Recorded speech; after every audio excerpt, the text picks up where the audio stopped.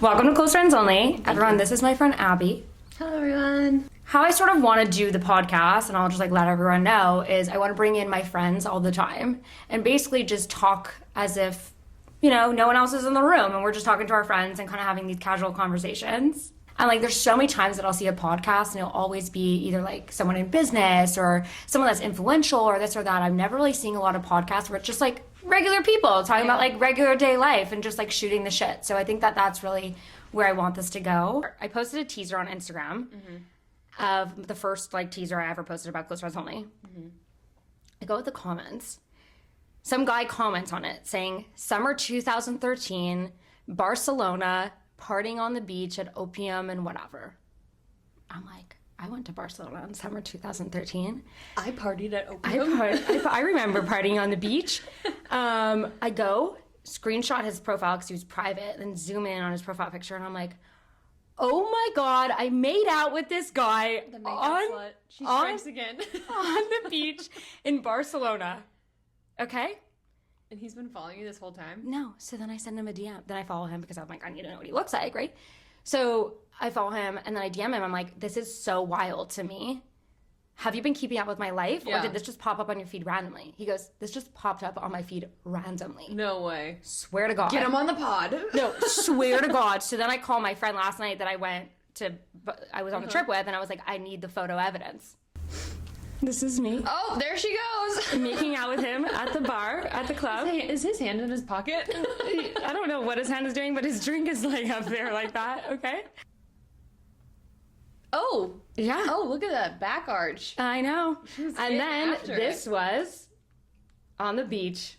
Oh my God. You gotta send these to him. Did you? I did. Oh, of course I sent them the pictures. You die. What did he say? He's dying. He was like, maybe we'll have a reunion when I come to Tampa in March. I'm like, no. Maybe for drinks. No. No? I'm not. No. You don't really go back. No. Let's just leave it. Cigarette never Let's just tastes the same. Yeah, let's just leave it in summer 2013. I think That's a long time ago. that. You know what I was saying to my friend? Over I feel like 10 years, 15 12 years years ago. 12 years ago. But you know what I said to my friend? I'm like, are we that old now that we could say summer of 1975 in Nantucket? That's crazy. Do you really think that your close friends only just came across his desk, or do you think he's been keeping tabs on you? I don't think so because he doesn't follow. He doesn't follow. It was 2013. We didn't have Instagram then. That's crazy. We didn't have. I don't have him on Facebook. That's crazy. And then he told me that he's like, I still have your phone number, and the phone number that he has is my 514 phone number. That was 3 phone numbers ago, so it wouldn't have even plugged in with this. Wild. Okay. Thank you for the content. Yeah. For the pod. So that's summer 2013 story. Let's tell the story of how we became friends. How we met. How did we meet, Abby? She slid into my DMs, but it's not as juicy as that. So I own an eyelash studio in Tampa, and Alex DM'd me when she first moved to Tampa. Mm-hmm. You were still doing makeup at the time, right? I was, yeah. So she had just moved to Tampa, and did you have extensions? I've had lash extensions before because I used to do them in Toronto, but I didn't have any there. So she was just shopping around, yes, looking for beauty people in the area. So she came in, and that was when I was a solo artist, and I mean, she's super fun and a good time, so we just connected. But it was funny, and she'll tell you this, but we never hung out outside of the studio. And if you get your lashes done, you know that or you get your hair done, you just become tight with your beauty people. I know deep secrets about my clients that their friends don't know, but it's just it's like therapy. Yeah, I joke that your eyes closed and your mouth open. So we became tight, and we we both love to yap, and we just hit it off, but we didn't hang out. We weren't really friends. Obviously we were friendly and whatever. January 2021 is when I came out for dinner with you, and you introduced me to all your friends. So it actually took us, we went to Olivia. Yeah. It actually took us quite some time to surpass that. I remember I don't know how we did it, but I feel it was something where I was like, what are you doing tonight? And I think I maybe put myself out there, and then you were like, come meet all my friends. They're all fun. You'll get along with all of them. And I did. And her and all of her friends were my first friends in Tampa. Honestly, they were. So think about that for a second. I moved in September 2019, didn't have any of my own friends until January 2021. Yeah, but don't discredit you. It's not like you were sitting in a dark room like twiddling your thumbs. Like she was. No, I was working. I was building a business for sure. Like in a relationship. Yeah, and it was COVID. And it was COVID. Yeah. You did haul ass and like drove all the way up to Canada. I did. I drove 24 hours straight to Canada. I didn't go pee. I didn't go pee once. Yeah. Like, not once, which is crazy. She was I remember terrified of, like, getting out of the car. It was the zombie apocalypse. What do you mean? Another funny thing about, like, when Alex... So, we're in Tampa, and so, you know, Florida was kind of exempt to the whole COVID thing, and then Alex is coming from Canada, which my boyfriend now is from Quebec, and he tells me crazy stories about, like, how serious... And not to discredit the severity of COVID, but, like, how serious it was, like, in Canada versus, like, Florida. Yeah. Like, me and my friends were like, wow! That's like... And I remember one day we went out for the Super Bowl. When it was in Tampa and the Bucks were playing, and we were all with my friends, and Alex was, like, posting on her story like normal, and you were getting the most unhinged messages from people being like, you're the reason that COVID is happening, like, ugh. Oh my God, you're so right. Yeah. I forgot about that. People were yelling at me. Yeah, so like it's not only it was a different culture shock too, Yeah. right? I mean, think about that in just different governments and stuff like that. Everything is run differently. Like, I remember I couldn't even turn right on red until I moved here. Yeah, exactly, literally. But last night there was music blaring out of on Water Street, and it was so loud and not even good music, and like I have such a problem with like vibrations and like bass and like noise like that. It was killing me. I need to get those Loops earplugs that everyone was talking about. But I was like, I was already overstimulated and I was like dying about it. And then it brought up a memory, and I was like, how good is this that we're about to talk to Abby tomorrow, because we need to tell them this story. This is when we became friends. Yeah. Okay, friends. We went to a yoga class, and I've grown up smoking weed like my entire life and this or that, and stopped back in 2017 for a while because it was. We'll get into that in another episode. That's how I lost a lot of weight and whatever. But I dabbled in, and I still dabble in now every now and then, but like I don't do it regularly. Anyway, I've never worked out and smoked weed, just so we're clear. Which I love. Yeah, she likes. So she's not a drinker, but she likes to relax. So anyway, we show up. Me and Abby's cars are right next to each other. You were like, do you want to hit my pen? 7 a.m. yoga. Wake and bake. It's like 6:45 at this point, okay? Which honestly, that was impressive that you were up that early. Only for you, girl. I sure as hell went to sleep after that class. So she gets in my car, and we're like hitting my pen, and it's like, okay, let's go, like, you know, get zen and Namaste. flow. And so we did the workout class. Towards the end. They whip out the sound. Before they did that, I'm like, this weed kind of like got me a little laughy, and like Abby looks so relaxed and just like doing her flows and her movement, and I'm like looking around, I can't stop laughing. Like I'm like giggling to myself, and I'm like, oh my God, everyone could like tell that I'm stoned, like blah, blah, blah, whatever. So then they lay down, and I love Shavasana because I'm doing nothing, because I'm a lazy bitch. It's my favorite part of a yoga class is Shavasana. So I sit down, and my eyes are closed, and I'm like, okay, I'm getting relaxed. And all of a sudden, I get this sound bowl noise that's like boom. Like, I jolt up like this. I'm like, my ears are bleeding. And I'm like trying to zen out, and I like can like feel her like unsettled. Before this, I'm looking around to see, like my eyes literally popped up, like awoken from the dead, and I'm looking around to see if anyone else is like, what the fuck is going on? Everyone's like sleeping and relaxed, and then I'm like, Abby. What is this? My ears are bleeding. Like, what's happening? And you're like, shh, nice. And you're like, be quiet. I'm now like overstimulated, and I'm stoned, and like this noise is literally making me want to cry. Did I run out of the class? She left. I left the class. Yeah. I left the class, and then after Abby walks out, she goes, what, you can't handle it? I said, Abby, what the fuck was that? She's like, with sound bowls. And then we found out it was that yoga teacher's first class doing sound bowls. Yeah. But Alex was like unwell. I was unwell. You had to be there. But it was truthfully one of the most excruciating things I've ever put myself through. So, and I've never done yoga stones before. Think I tried to make her come back to a yoga class with me, and she was like, absolutely not. Like, no way. We went to that other one when that new studio opened up with Nicole, right? I think Nicole came with us. Cocoon? Was it Cocoon? We went. Did Cocoon? We go to Cocoon? Yeah. Is it called Cocoon? We went when they opened up. I think we went, me, you, and Nicole, and I made sure I was like There's no sound bowls, right? Because if there's sound bowls, I'm not going. And I don't think there was, and we enjoyed it. Or maybe? I don't remember. I always say this to everybody. Like, Abby is my first friend in Tampa, and I don't know what Tampa would be like without you, because you also gave me so much confidence to, like, have friends again, have my own life. Because my life was just my ex, my business, and that was it. Yeah. And, like, you brought me out. And I mean, obviously I still had all my friends in Toronto and Montreal, but I wasn't seeing them and all that. So you really brought this confidence out in me to have a separate life of my own. And I do think that's super important, because I'm a certified lover girl and I love hard. And like, when I'm in a relationship, that takes like first priority. And it's so easy to You lose yourself.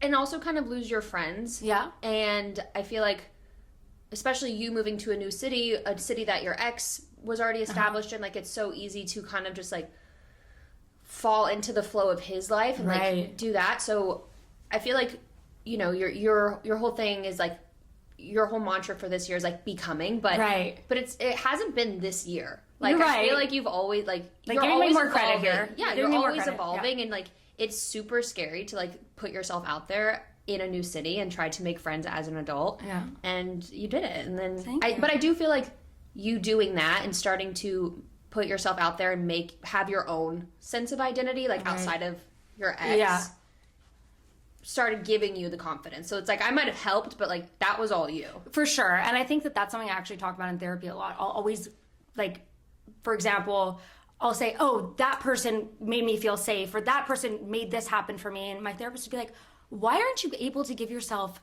the credit that you deserve? Why are you always looking for outside validation? Why are you always looking for outside credibility? Like, look in yourself, because you made these things happen. Maybe someone gave you like a little nudge or, you know, a little bite of the cheese, and then you went ham on it. Yeah. Like, come on. It's true. And I think that's something we could talk about a little bit, is like making new friends in a new city. Yeah. And how do people go about that nowadays? And, you know, it's really hard. I mean, think about it from my standpoint too. Not even a new city, a new country. A new country, yes. I was in a relationship with a guy for 4 years, and it just didn't end up working out. And I was single for a little bit, and I was ready to start dating. And I'm a very open, talkative person. I'm not shy, so not that there's anything wrong with the apps. I'm not shading them at all, but I just didn't want to meet somebody on an app. I wanted to like engage and like get to know them in person. And I remember you're also not a big drinker either. Oh yeah, I'm not a huge drinker. Like, I didn't want to go out to the bars and anything. Like, it's like I talk to my clients all the time, and they're like, yeah, I'm gonna go meet this guy for drinks. I'm like thinking like, fuck, like if you're going on a first date, you don't want to really commit to a full dinner. Oh, no, never. But I'm not a drinker, so it's like that just didn't seem like my vibe. Right. So I was out to dinner with my best friend Nicole and like our 2 guy friends from high school, and we were just all single, and I was just like talking to the guys and just like airing my grievances about like guys and how nowadays they don't go up to girls at the bar. But I was just like, where the hell are we supposed to meet like nice guys these days? And then the conversation kind of switched from like, where do you meet like romantic interest, into like, well, how do you make friends as an adult? And it's like, and also no one wants to go on like Bumble Friends or whatever. Yeah. Like, come on. If you do, good for you, you know? But like, I feel like for me, that wasn't something, even only now I'm starting to ask people on Instagram that I'm talking to, being like, hey, we should grab like drinks or like happy hour or something. I don't know. An lack of opportunity for youngish people to volunteer outside of a religious organization. I grew up volunteering, but it was always through like church. Right. And like the boys grew up Jewish, and so we just didn't want it to be like so strict and like so restricted, and so like you want it to be more fluid and more fun. Yeah. We decided to create Awfully Good Guild, and our tagline is do good, feel good with awfully good people. So once a month we partner with other nonprofits in the Tampa area to curate volunteer opportunities for like young-ish people. Originally we said 21 to 35, but like I'm 32, so I'm kind of like almost aging out. Honestly, 40 is the new 30, you know what I mean? Exactly. So like you have to be drinking age. If you want to come out and do some good, great, and then we go get a drink or a mocktail afterwards, and it's just like a fun way to like do good, feel good with awfully good people. I've only gone to one event, which I'm such a bad friend for, but you know, I was going through a lot of shit, okay, and they're once a month, and sometimes I don't fall, and I'm not in town on that one time a month. I did the beach cleanup, and that was funny that was the one that I came to, so I won't like sugarcoat, you know, I'm like, sometimes, what do you describe me as? Like, the fact that the only one I've been to... Girly. It's, She's girly. Yeah. The fact that I'm the only one I've been to is the beach cleanup where I was picking up garbage everywhere is just like really iconic for me, I think. And it really built a lot of character for me. Totally. And honestly, I had the best time doing it. Like we had those little clampers and I was like, you're just picking up dirt or just picking up trash. Love it. Such is life. Speaking of mocktails, I actually got this brand sent me their mocktails and I really want to try them. Okay. Thank you, Recess. Recess. I've never had them, but they're 0 proof. They're craft mocktails infused with guayusa and adaptogens. It says lightly sparkled. All right, cheers. A little ASMR. Yeah. Cheers to close friends Cheers, only. close friends only. Santé. That's good. It really does taste like just a margarita. Wait, can I like, try yours? honestly, I would put this in with tequila. I know it's not the point, sure. but... So, as you know, obviously, you're in my close friends only, but baseball boy. It's a pleasure. It's a pleasure. An honor. Yeah. So we have our new character that's going to unlock. Okay. His name is Baseball Boy, is what we call him. And he was, or is, the first, like, younger man. And I'm going to call him a man because his frontal lobe is developed and he's a man. Developing. No, I think he's developed. Okay. I do. He looks like a man, so. He's a man. Manly. Very manly. Okay. And he's what, 5 years younger than me?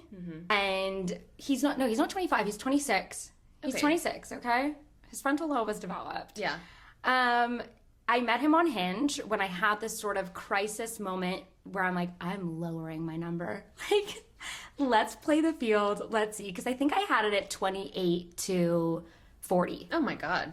Yeah, That's big a jump scare. My ex was 40. So I just thought, but you know what? Maybe I should bring it down to 38. But anyway, who knows? We can swipe and see and figure it out. So we were talking ever since, I think it was like around Thanksgiving, maybe. We started texting and whatever. Anyway, I think we ended up only meeting like in real life some point in like early December, I would say. And we went out for drinks and Where'd you go? we went to the Sea House. Oh. Yeah, it's really good. And you know why? So this is my thing too. Every date I've been on, I kind of have tried to like not go into like common areas of people because I kind of want to shit where you eat. You don't want to shit where you eat, number one. And also, I was so fresh into this dating experience that I didn't want to run into anyone. And I love Sea House, by the way. It's great. Yeah. So I pull into Sea House, okay?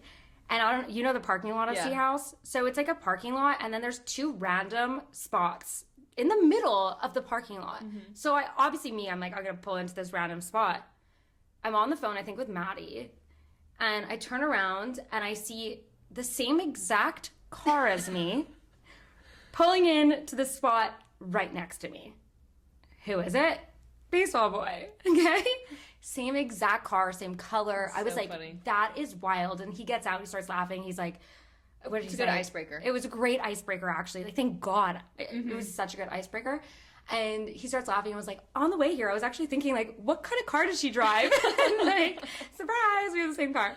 So anyway, we had the date and it went like really well. It was really nice. He actually was like asking me personal questions on things like, and you're probably being like such a closed book, like not telling him anything. Oh, fuck no, it's not me at all. Are you joking? I like unleash everything. I'm like, you either like me or you don't.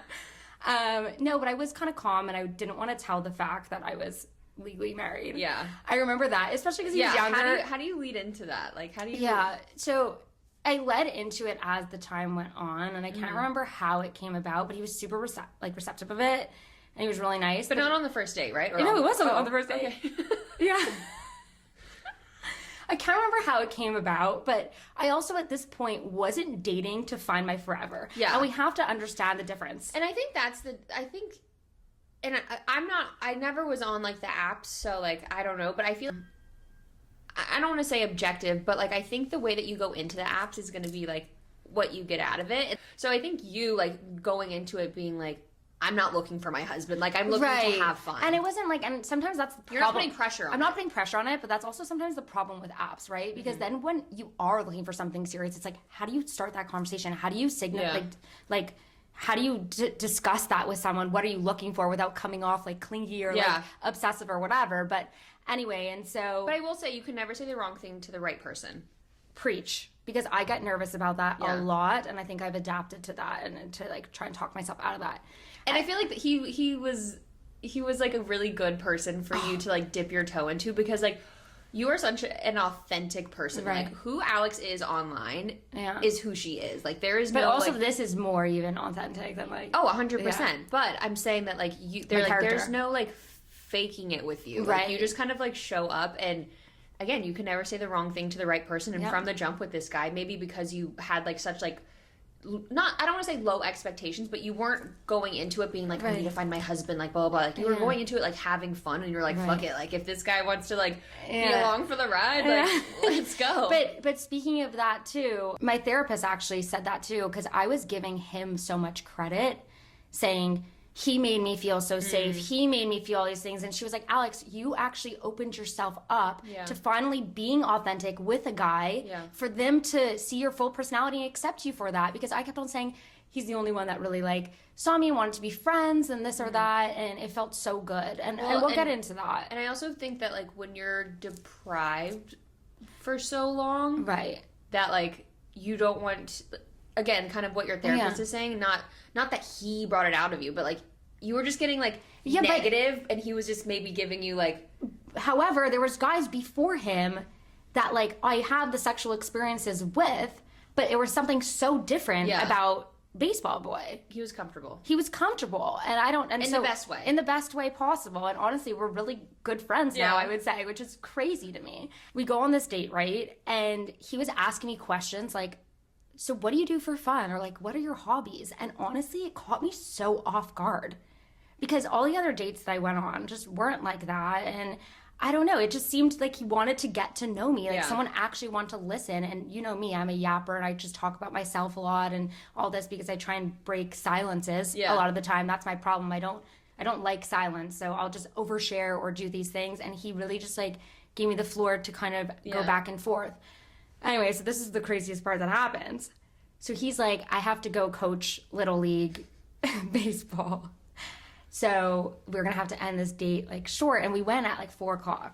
So now I'm like 2 glasses of wine deep, okay? And we're like, should we go into the car and make out? You said that? You guys like discussed it? we literally You can't went do the into wrong the- thing to the right person. No, we literally sat in my car. I was in the driver's seat. He was in the other one. And again, think about this parking lot situation. We're the only 2 cars in the middle of the parking lot. We're the only 2 cars in the middle of this parking lot. People are now walking in at 6:30 for dinner. And your windows are not tinted. Not tinted. I climb off my seat onto his seat, straddling him, making out with him, and everyone's just walking by. Families are going to have It a was like, wholesome and dinner. I was so hungry for him. Like, I Yeah. can't explain it. Like, I was like, this is insane. Come over after you're done. So I get home, and I get my period. No wonder you were so horny. She was in heat. I get my period. I'm like, fuck. So he comes in, but it was like the first night of my period, you know, so it was like very light. Okay. Anyway, so he comes in, and I'm like, oh, I'm so sorry, like, I got my period. He's like, it's okay, whatever. I'm like, okay, thinking that like it's someone's response would be, I don't mind, if they didn't mind, right? So I just didn't think that it would be like that. So anyway, we sit on the couch, like gonna like watch a movie, something like that. I don't even remember all the little details, but then anyway, he picks me up, starts making out with me, and then like kind of throwing me to like Is your the dad bed. going to be watching this? No. I told my parents that. Okay, good. No, I told my parents that there's certain ones that like they can't Yeah. listen to. Anyway, so I was like, oh, like in my head, I'm like, okay, I guess. It's like these books that you've been reading, these like steamy romance novels. Yes, and I don't know the last time I had period sex, honestly. Like, I will say that my ex-boyfriend did say one time, like, the only thing a period stops is a sentence. I like that. Any of my past exes did not like period sex. It's a great time. A couple hours. All of a sudden, I get it. Okay. I forgot where this was going, but now I remember. I get up and I grab the towel and I want to put the towel in between my legs to walk to the bathroom. All of a sudden, I crash on the floor. And in my head, I'm like, oh my God, I have fucking vertigo. Like, this man just fucked me into vertigo. Yeah. Okay? You guys, like, it was like multiple times in like... Yes, it was multiple times in a very short period of time. Those young guys. That happened, and I was like, oh my God, I think I have vertigo. And obviously, this is the first time you're like meeting him. Like, I was so embarrassed in my head because I also like could not get up. I'm like, this is going to be scary right now. Yeah. And like, hey, what's your name? Can you come help me? I'm having a medical emergency. Yeah. So anyway, so he ends up like, he's like, it's okay, and like actually like just like made me feel really safe and comfortable about it. And he's like, how you feeling now? We put on a movie so like he could watch it while I'm like in my like fetal position being like, please get away. Please go away. Yeah, so that happened, and I got vertigo anyway. It felt really good at one point, like not really good, but I felt okay to like go take Cardi out for a walk, and he walked back to his car and like left. And so that was kind of the start of like my younger boy thing. And honestly, he doesn't live in Tampa, so like I only was seeing him, I guess, for a couple months or whatever, and he left recently. So do you think that made it like more fun knowing that there was an expiration date on it, or like that like made it so like you like lowered your inhibitions and didn't go into it with any expectations? Like, yeah, kind of like where you were, obviously you weren't looking for anything serious, but like also there was an expiration date. Well, so the second time we ever hung out, after like it was like a post-sex talk, I guess, and I looked at him on the couch over there, and I was like, oh, the couch that I was just sitting on. Yeah, but we weren't having sex on the couch. And I said to him, I looked at him and I was like, I just want to let you know, like, I'm not looking for anything serious. I'm still going through my divorce right now. I'm still legally married, and I just wanted to like probably hadn't even filed yet, right? No. I was like, I just need to put this out, like put that out. He looked at me and he was like, I'm so happy that you said that. He's like, I'm so happy that you said that. Like, I kind of like can't be committed right now in my life. And it just was this. So again, I think this is why this relationship, and I'll call it a relationship. It wasn't like a boyfriend-girlfriend relationship, but it was a friendship. Like it wasn't exclusive. It wasn't exclusive, but like the time of our whatever it is, was situationship. But like it was more than a situationship because we built like a good foundation of friendship, and this is where I'm going to get to. So, you know, I think because we were so open and honest with each other from like the beginning of it, that it allowed us to be able to have no expectations. So we were like a no texting situationship. We never really texted unless it was like, hey, what are you doing tonight? There was no, how was your day? We really... Not really getting to know each other over text either. Yeah, it was because I feel like when you're texting and trying to do all that, there's two reasons. One, you're trying to get to know someone, right? To be potentially into a relationship, or you're trying to get someone's attention, right? And the other one is you're lonely. Yeah. Right? And so I think that he really gave me this like sense of independence while hooking up with someone, to know that, okay, it's not serious, we're not, you know, in that, but we still have a mutual respect for one another. Yeah.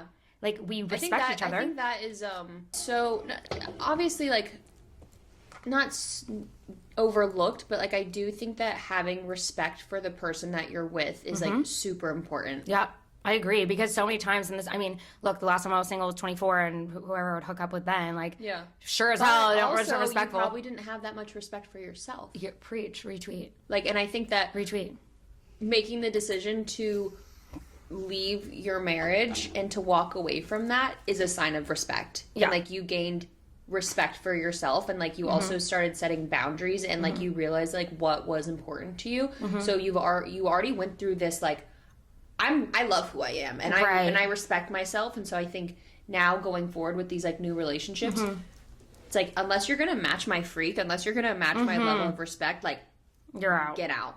Yeah, and I think that's also what comes into play with like figuring out your kind of dating experiences and whatnot, like getting into this post-divorce life or moving on or whatever it is, right? Because there's a level of wanting to respect yourself. And, you know, sometimes when I thought about the idea of this podcast, I was like, oh my God, it's kind of nerve-wracking to be like coming on and maybe talking about sex or talking about a sex story. But why I'm bringing him and this part up is because it wasn't just like sex where you are like, oh, I just slept with this guy last night. It was so mutually respected, and I always say this, I've told my mom this too, I was like, I've never had such good sex with someone that was platonic. And because normally I've only had good sex if I like really like you, if it feels something different. Like, and also I'm trying to make you like me. right, you like me. It was just so easy and easygoing and everything. And so when we did hang out, it was like, you know, hey, what are you doing tonight? And when we would hang out, it was like we'd watch a movie. We didn't really go out a lot except for that first night.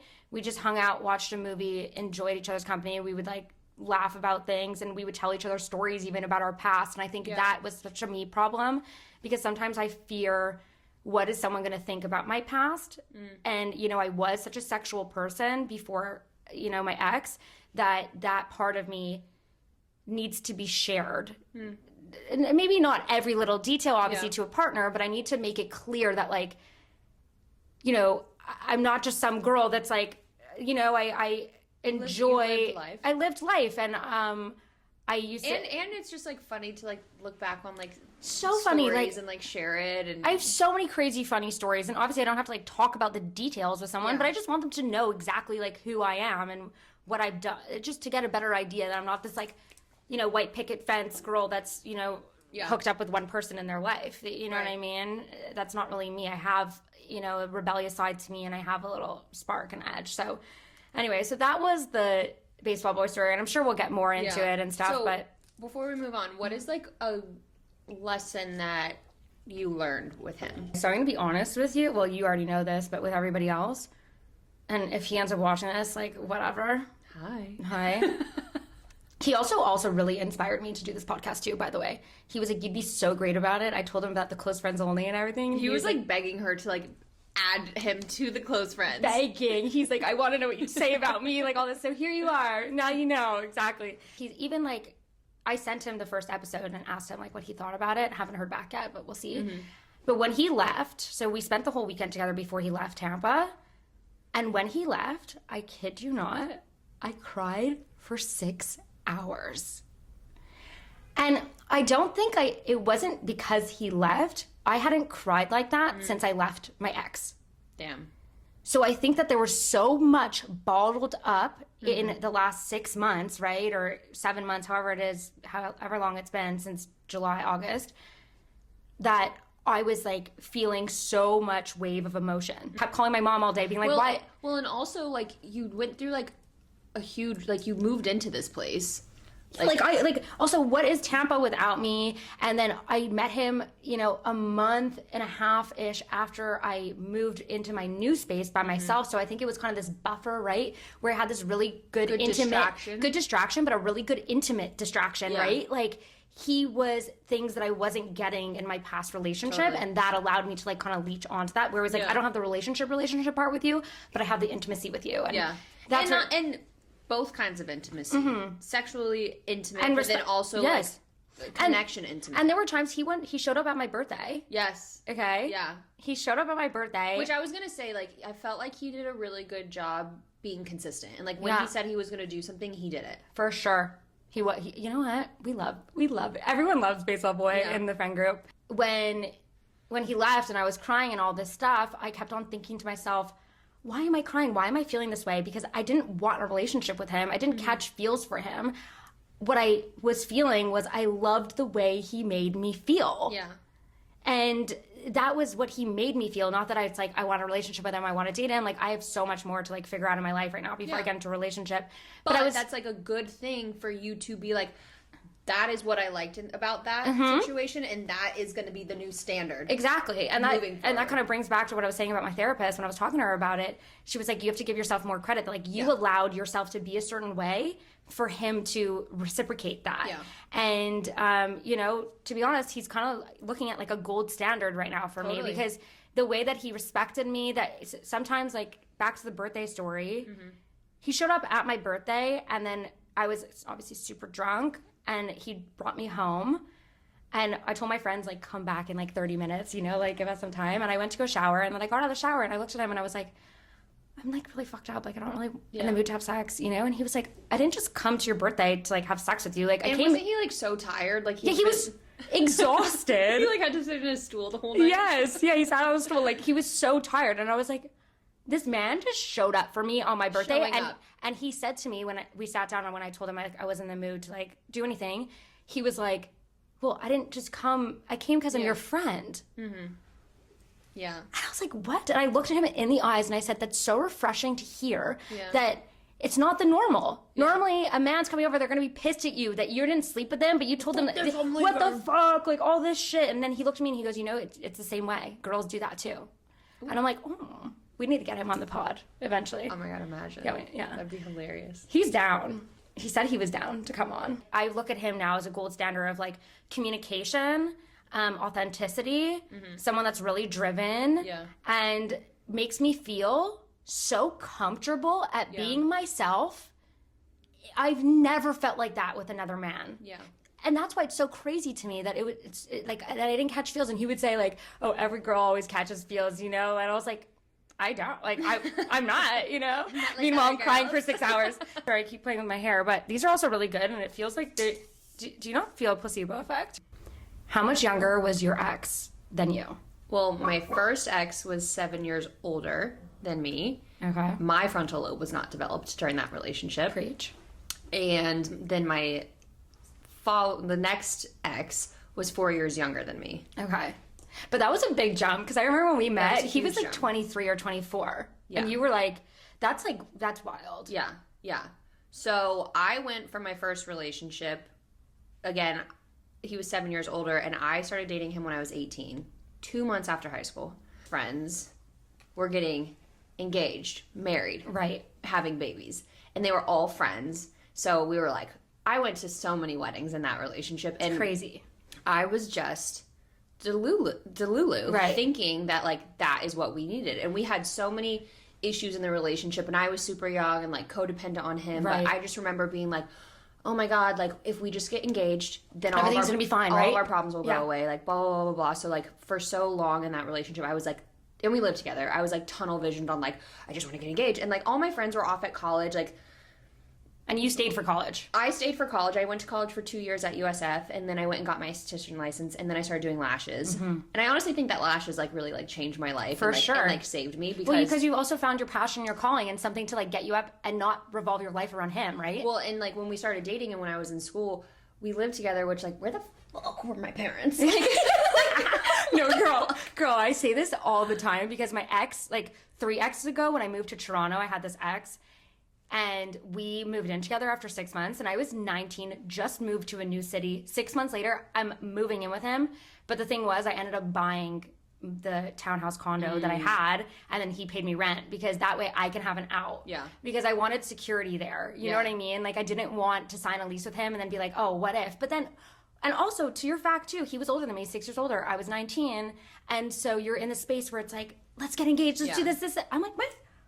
I have life to live. Yeah. I have so much life to live. Why do we think when we're younger that dating an older man is like this like high all be all? It's really not. Well, and then I look back and I'm like, what the fuck was he doing dating like a young girl? Please, right? I think about that all the time, and I look back, I'm like, okay, I get it. I'm really cool and stuff, and like so are you. You know, we're like old souls, and you know we're mature. Well, and like for me, I feel like my mom. I looked at my mom and was like, oh, my mom got married at 22 and had my sister at 23 and got married at 24 and then was done having kids by the time she was 30. Like, that's what I need to do. Like, that's the path that I'm on. But hold on, let me ask you something. Were you a very, like, sexualized person before this guy? No. Okay, so before I would say that when I was growing up, I was definitely, like, a little make-out whore. No. Like, oh my God, I kissed a lot of boys. No. A lot of boys. And no. I think when I got into this relationship, I was like maybe. Yeah, because Abby's like very. I'm a certified lover girl. Like you're a lover girl. Like you're not in a relationship. Like I'm not like sober. Like period. But like I'm pretty like sober. So I feel like I avoided a lot of like bad decisions because I never. That's true. Because I'm not like out like getting like blackout. Like had I been blackout all the time, I probably would have been like more of a. And so that's also the thing. Slut. Yeah, a little slut. That's also the thing too. Baseball boy was the first guy that I slept with that I wasn't intoxicated. Oh. The first time I hooked up with him, I was like a couple glasses of wine deep. But every time I saw him after that, it was always sober. And I mean, other than my ex, like I don't remember the last time I had sober sex. Do you know what I mean? Sober sex kind of means a little bit more. Mm-hmm. Yeah. Like, it's like, it means something. It's not like a drunken night. That's a good point. That's a good point as to why maybe my numbers aren't that high. But anyways, back to your original thing. So I was dating this guy for such a long time, and I had tunnel vision, and we lived together, and then I finally like was just like, this is no longer serving me. We broke up. Right. I moved out onto my own, and I was like, a taste of like, not necessarily freedom, but like that's I was living alone for the first time. I think I was like 24. I was like making decent money, like doing lashes, and I just like loved it. I was like, oh my God, like this is my moment. Like this is so much fun. And I remember, and this is something that I like to tell Alex is like, have a roster, like have a rotation. But when I was single for the first time, I was listening to this podcast, and it was like talking about, they called it like mantourage dating. I don't know. Oh, I've never heard of that before. Mantourage. I like to call it a rotation. But it's like basically the concept is date a bunch of people at once, because because I'm a certified lover girl, I get hyper fixated on one guy. Also, so do I though.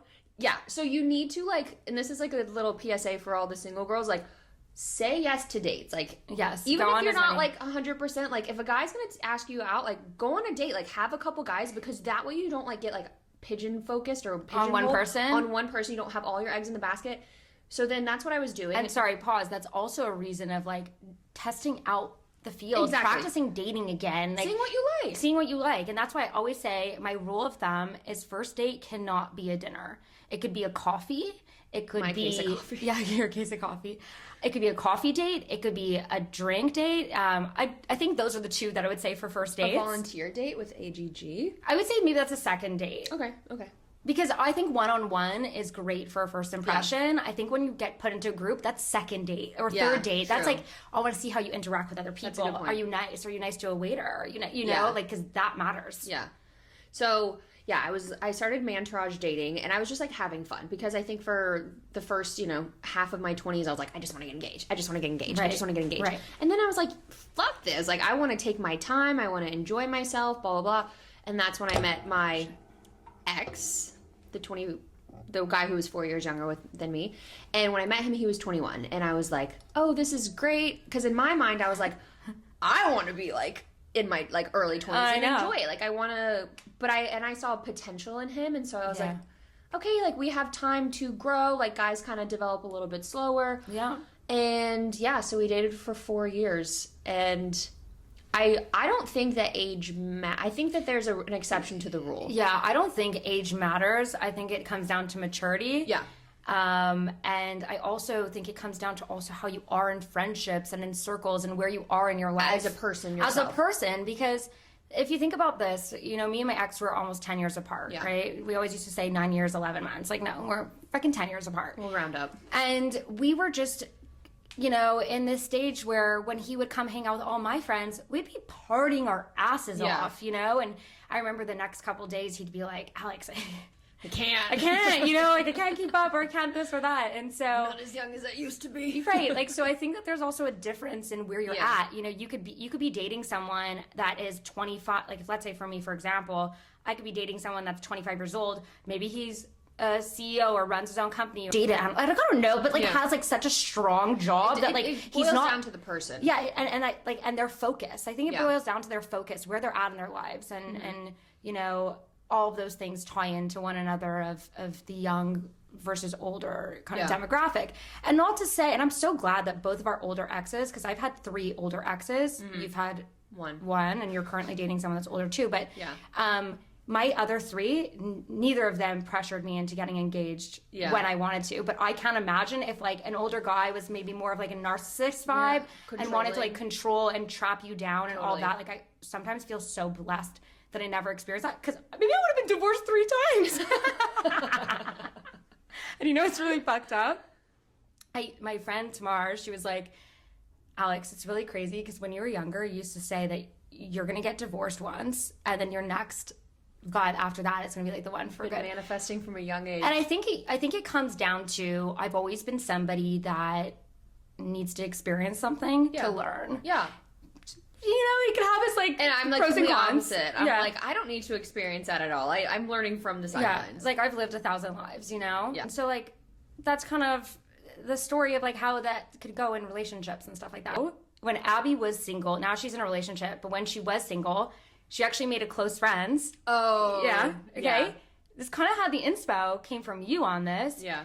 she had a close friends only, and she was updating us all about her roster of like her dating roster. She was a dating roster.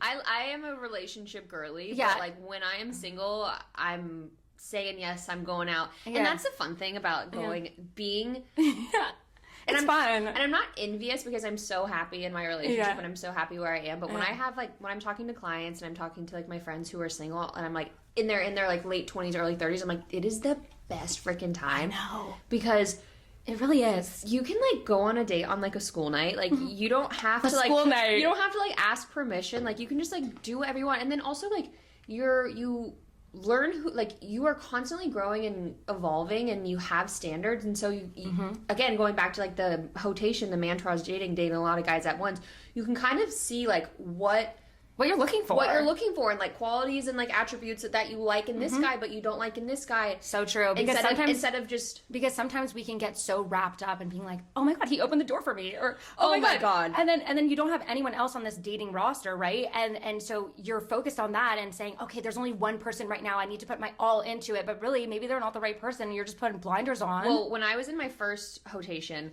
I remember I was hotating with 3 guys.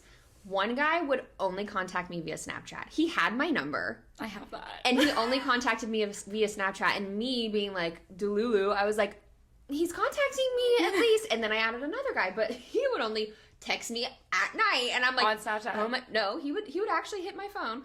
But he would like text me at night. And I'd be like, oh my God, like, fuck the Snapchat guy. And then I met my ex-boyfriend who like actually called me on the phone and like asked me on a date. Crazy. So my ex would always. That's what I liked about him in the beginning. He actually picked up the phone. He was too old to text. He was too old to text. No, but he picked up the phone and he called me. Yeah. He was a big texter too, but he picked up the phone, and even the guy right before him, he always called me too, and I like that. I mean, I'm a FaceTimer. Yeah, you do love a FaceTime. I love it because I need to see your face. I need to look in your eyes when I'm done. I need to look into the screen. But that's my advice, my unsolicited advice for single girlies is like, don't put all your eggs in one basket. Have fun. Like, date around, because then you don't get impressed by like crusty, dusty men. I love it. Yeah, I've been there. So let's end off this episode like we do with every episode, where I answer questions. So we asked Instagram last night saying, ask me something that you would never think to ask, like that you would never feel comfortable at asking. Do you guys remember Formspring in high school? Formspring was No. this anonymous question. It was basically the same thing, but you can like submit a question and like you don't know who it's from. And Alex said that we were going to do this. She's like, yeah, I'm going to ask people to submit anonymous questions. And I'm like, you're fucking insane, but okay. That would be my 13th reason. But, so we have some questions that I'm going to ask her. It's not a question. All you do is complain and talk about yourself. It's concerning. It's my page. I get to say what I want. Yeah. You're still tuning in and submitting. Like, thank you for submitting questions and tuning in. Thanks for the views and Thank engagement. you for listening to me. This is why I told Alex she was braver than the troops for putting herself out here.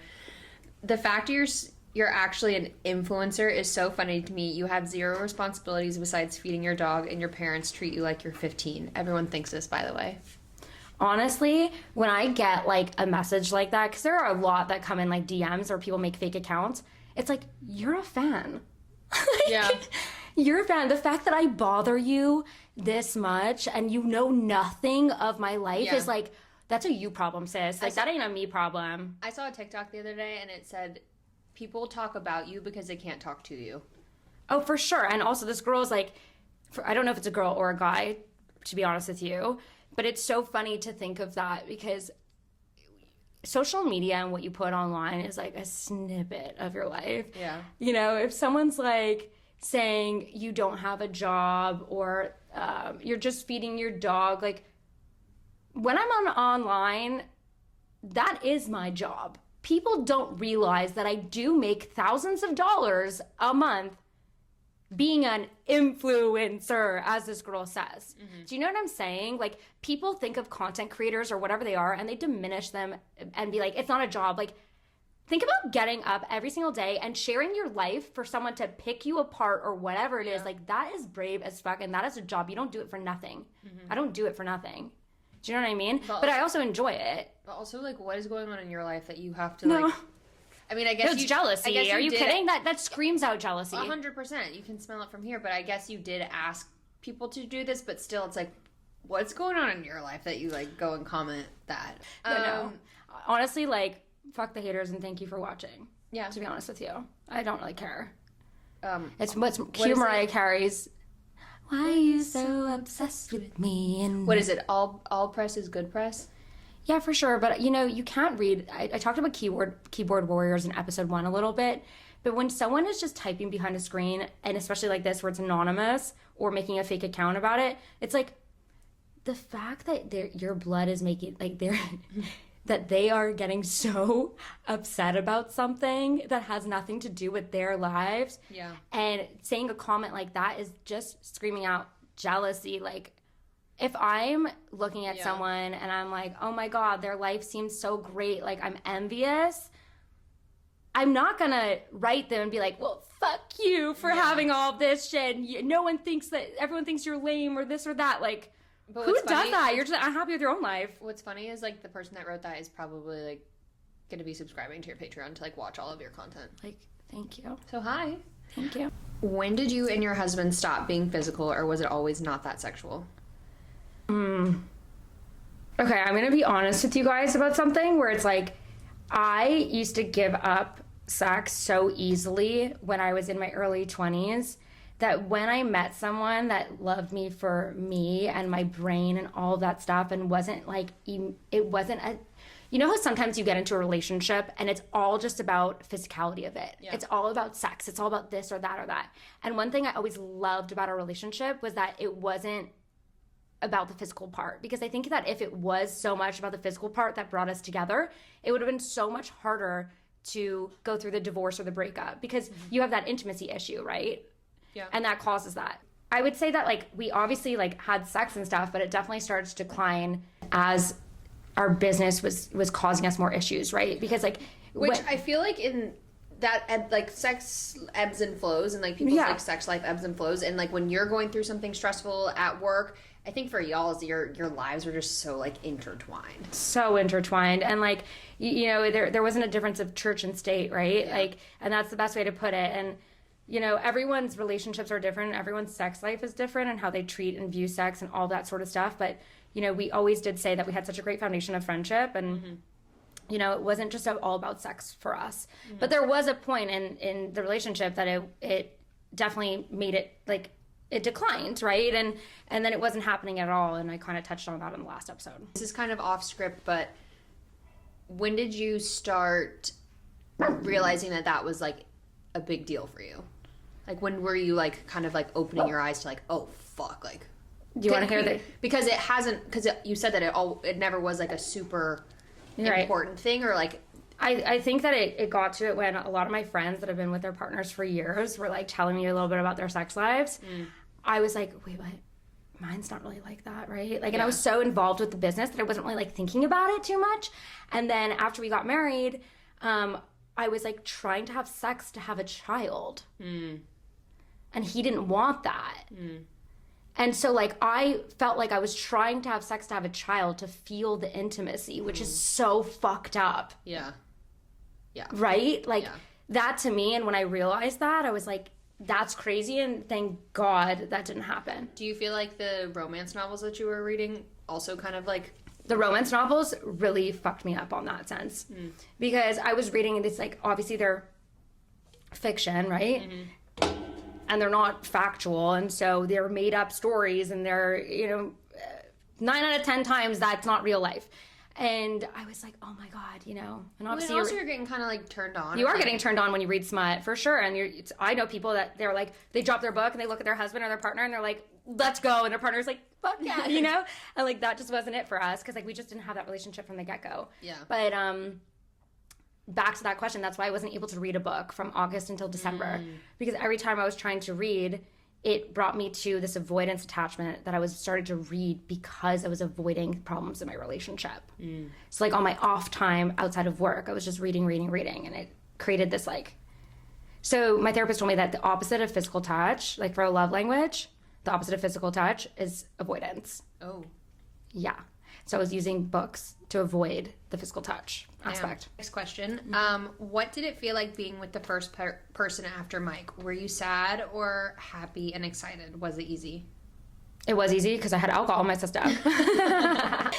But no, it was good. I had a great time with that guy, and I don't know his nickname, but he's not going to really be spoken ever again. Yeah. It happened a couple times, and he did love bomb me in a sense a little bit in the beginning. Was like I miss you. He was saying weird shit too. He was like, I miss you, or like, when can I see you now? Like, and in time, I'm like, oh my God, you know, like I've never really been love bombed, but I was also like, this is so nice, but I'm not falling for this either. And so, no, it was nice, and did you feel like, I mean, you had said you had alcohol in your system to like kind of get you going, but like the next day, did you have any like anxiety, or you're like, thank God? No, I came on Close Friends Only, post-sex, red face, and told the whole story. I was so amped up. I was so excited. It felt like it was freeing. Yeah. It was something. Look, if you're someone that is not, like, wasn't a sexually active person before the relationship, and then you're having sex with, like, someone else after your relationship, I can understand that may feel different. It was like riding a bike. It was riding a bike. And also, he was so, like, he said the right things. He was like, you're beautiful, or this or that. And I did tell him that he was the first person outside, but I didn't tell him that I was married or divorced or anything like that. And what was so funny about it is, like, the third time I think that we saw each other, right afterwards, I like kind of wasn't down anymore, and so I said to him, by the way, I'm going through a divorce. He still texts me all the time, and I just like don't answer him. But so the divorce thing didn't even scare him away. But anyway, so yeah, that it didn't feel weird. It kind of, I'm glad that it was him, honestly. Yeah. I'm always very happy. Yeah, he was a good person. I don't want to see him again, but he was a good person in the moment. Yeah, he did serve his purpose. All right, next question. What trauma have you endured? An amicable divorce is not trauma. Okay, so this is the thing.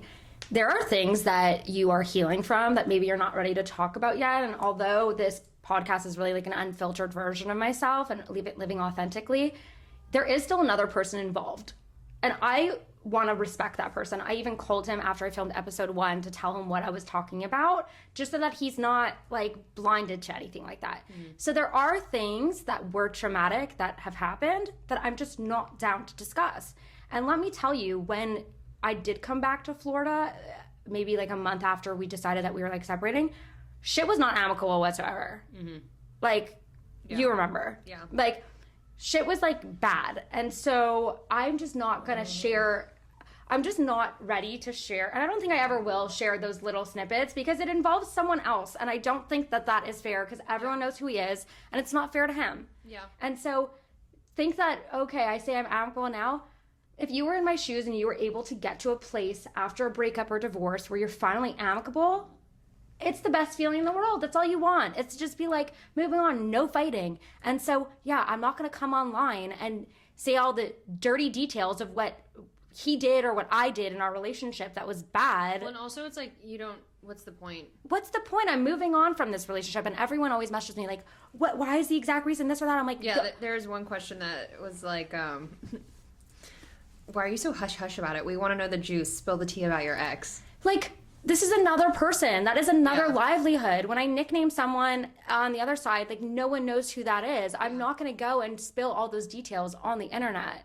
And I think that that is something respectful. And I think my closest friends and family obviously know certain things that went down. But those things went down because of the business, because of the bigger picture of the problem.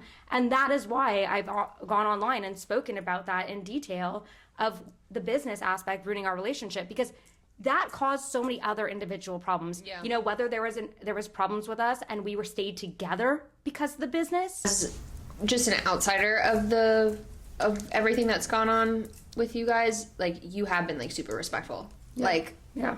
Like, if like my friends tell me, if she wanted to, she could read him to filth.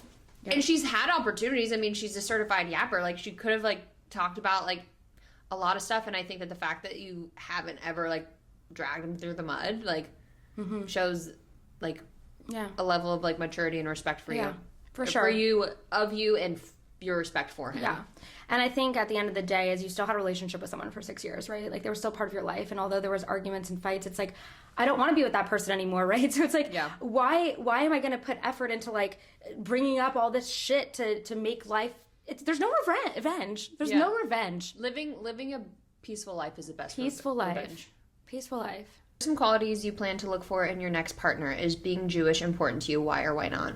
I don't care if he's Jewish or not Jewish. I just care about his family values. And if he respects And if he respects you the being religion, Jewish. like, or if he's going to respect my religion. I'll respect anyone else's religion. Mm-hmm. I won't, if they don't want to come to synagogue, they don't have to come to synagogue. If I don't want to go to church, I don't have to go to church. Do you know what I'm saying? Like, but I do think that I'm looking for someone that has the same values as me and same family values and all that. do you think that it would be maybe easier if he was Jewish? It would, but look, it's you're not not like gonna- I'm not like, oh, I don't want to date a Jewish guy. Yeah. Why would I say that? I You're wouldn't. also not like, oh, Jews only. Yeah, I just don't have, I don't care. I just care if they are Jewish, amazing. I would love Yeah. that. My children are going to be Jewish no matter what. So it doesn't matter. I want to bring up my children to have the same Jewish traditions that I had. And if they are Christian or whatever it is, like, and they want to have Christmas, like, how lucky is that kid to be able to celebrate Hanukkah and Christmas, Easter and Passover? Like, you know what I mean? I used to be jealous of people that get to celebrate Christmas, like, you know? Yeah. So what are like, let's say 3 characteristics or qualities that you are looking for, and then 3 things that are like red flag, like automatic, like eh. Okay, qualities I am looking for. Let's do that first. So one is family values. I want them to be really close with their family, and that also circulates into like friend group too. Like I want Like a good- I'm looking a good- for like someone that is just like a well versed in their friends and they're like they have a Surrounded little by good community. people. Yeah, because I have such a good support system that I'm looking for the same thing from another partner. Just so Yeah. that you're not relying on each other, right? You know, and then someone that's really driven and motivated, and you know, let's just say you can't afford rent 1 month. Like that person will like pick up another shift, go get a job doing Uber deliveries. Like, do you know what I mean? Like I would do that. So like I would hope that they would be like driven to like be able to support our like Yeah. our needs or our family and all that sort of stuff. And someone that's just really like kind and personable and not judgmental and kind of like a little Yeah. bit of golden retriever energy with like a little bit of like maybe he's a doodle of some sort, you know, like he's maybe a mix, because I think I need a golden retriever, but then sometimes I'm like I need a little bite. Yeah. I need a little mutt. Ooh. Okay, 3 things that you're not looking for. 3 things are like red flag. Next. This is a hard question. Yeah. Because it's like, I also don't live in a way where I have like a checklist. I kind of just feel it out, you know? But a red flag would be someone that gets jealous. Ooh.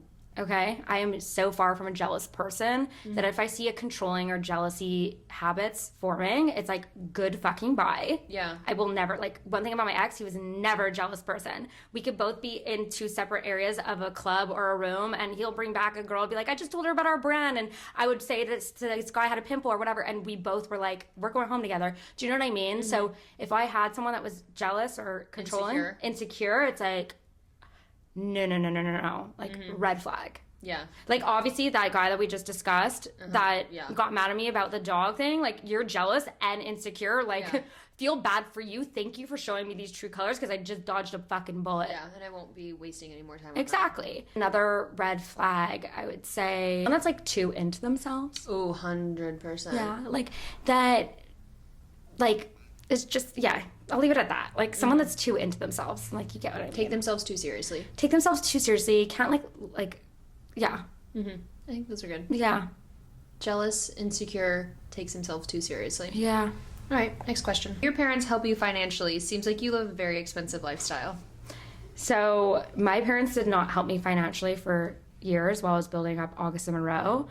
And obviously with the divorce and everything going on, I have had support from my parents. And I am so grateful and blessed to be able to have that type of support. Like, I feel so grateful that I have parents that can help me out when necessary. You know what I mean? And I know that not everybody is in that same boat. And I'm grateful, and I don't take advantage of it. I'm just, you know, I feel very lucky. And I'm honest with people when they ask me that sort of thing. Like, People ask you that? Not on people have asked me, yeah. Oh my god, people have Like, no job. no, for sure. I mean, you know, I make good money now, but there were certain things of getting my feet off the ground where, you know, I needed some help. But, you know, if I'm not a parent, obviously, but I would think that if I was a parent and I had the means to be able to help out my child through a tough time in their life, like, what parent wouldn't do that? Yeah. When you post about your relationship and your ex in a comical way, it does not make you feel like you're putting down your ex. Like he was a bad person and disrespecting his family, the one you at the time chose to be a part of. Which, like, I don't really understand that question, but Me too. I guess they're asking if, like, I feel bad for posting anything because it makes, like, the family maybe look bad or something like that. I don't know. I don't think I've posted anything that turned anything into a joke. I feel like I feel like you don't poke fun at him more so that you poke fun at the relationship. Yeah, like, or itself. myself. Like your reel that you did when you're like, hey, how you doing? Yeah, Whatever. Like, you know. No, or like it was the Snooki one where it actually got 1.3 million views on Reels. Yeah, I feel like it was like, oh, I'm coming back to the place that I got married 15 months ago. Like, I feel like you poke fun at like your marriage, like right, but that's also apart, but not him. No, not him. I've never poked fun at him, and I've never poked fun at anyone related to him either. No. So I don't really know where that question's coming from. But if you can't laugh, you'll cry. And my humor is kind of in that sense where it's like everyone's talking about it already, so like let's give them a little something more to talk about. Yeah. You know what I mean? Or like so many people were commenting, being laughing or being like, this is gold or this, that, because to watch someone go through such a hard time in their life and be able to come online and make light of a bad situation, it's kind of freeing. Do you ever get back together with your ex? No. I feel like once in relationships, like, I'm also somebody, Abby, that like when I'm out, I'm out. Yeah. Nothing will ever be the same. Nothing will ever be the same. But that's why, like, people were asking, when do you know it's over? And it's like, you know, because like it's like I really want out this time. Yeah. Have you had sex since Mike? Yes. Is your ex dating anyone else yet? Do you still follow each other on Instagram? We still follow each other on Instagram. I hid him from my stories, so I blocked him from my stories just because he doesn't need to see that. Mm-hmm. And he didn't want to see that either. And also, when he asked me to help him out this one time. So on his phone, I hid my post and stories on his phone too, so that I'll never like pop up on his feed. Just because I post all the time. But I don't know if he's dating anyone, and if he is, I'm happy for him, honestly. And I think it's just about like being happy for someone to go through that. And you know, we were on the phone yesterday, and he told me, he's like, imagine it like roles reversed, where you're hearing all about my dating stuff, and I said, well, you know, you knew me when you met me. Yeah. Like, I've always yapped. Yeah. You know, like, I've been online. Like, I mean, I'm sorry, but it kind of is what it is. Yeah. Have you felt any strong connection since your ex? Really want your happy ending. Oh, thank you. I felt a strong connection with Baseball Boy, but not a connection to someone yet that it's like, I want to be with them. But I'm not ready for that yet. Yeah. I think that will come when the universe has a plan for me, you know? I will say that you get excited. I get really excited about men. Yeah. It's scary. But right now I think I'm going a little celibate. I think as much as you do get excited, like, you also know that, like... Yeah, I know. Like, it's like I get excited and hyper-fixated and, like, amped up. But it's like in the back of my head, I'm like, it's just excitement right now. It's... I know I'm not like a... Which is why... I'm not blinded to, like, the reality of life. Yeah. I'm a realist. Yeah. You get excited, but I think you also know that, like, you're in your, like, having fun era. Yeah, I'm in my having fun area. I always call it area for some reason. Era. The era. All right, well, that was it. All right, well, thanks for coming in, Abby. This was so much fun. Thank you for letting me be the first guest on Close Friends Only. First friend in Tampa, first guest. Yeah. And I'm excited to see where this podcast goes and where you go. It's exciting. Where you go, and, you know, let's live see vicariously through you.